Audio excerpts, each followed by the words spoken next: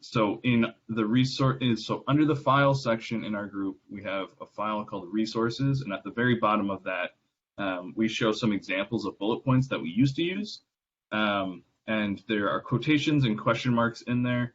That was written by somebody who's not doing merch full time, but he does do copyright for sales online full time.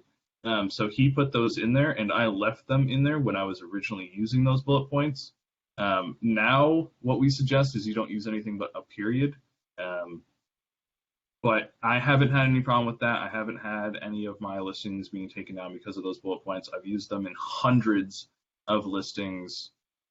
So it is okay to do. Is it the latest and greatest thing to use? Probably not. But I've said this basically every time that I've mentioned those. Like, those are just kind of a starting point for you guys to understand how to write copy and how to still put your keywords in there without stuffing and all those other things that can get you in trouble.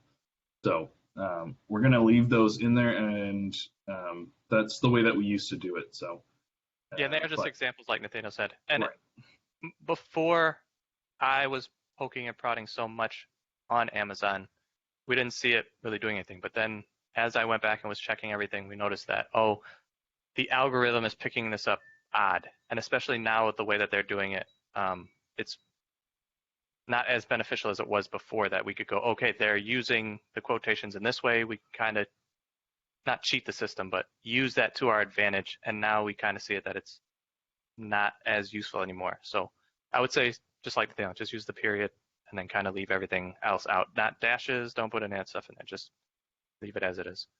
Yeah, something that just crossed my mind is if you guys know the app Musical.ly, they are a like official partner with merch.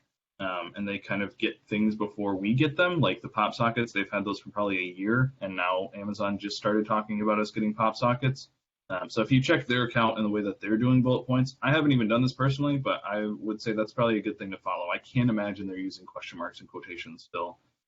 So I'm actually going to check myself after this call, but that's something that you guys can do just to look at, someone who's more in the know than us because they're in direct contact with the merch team. So that's a way that we can learn from them.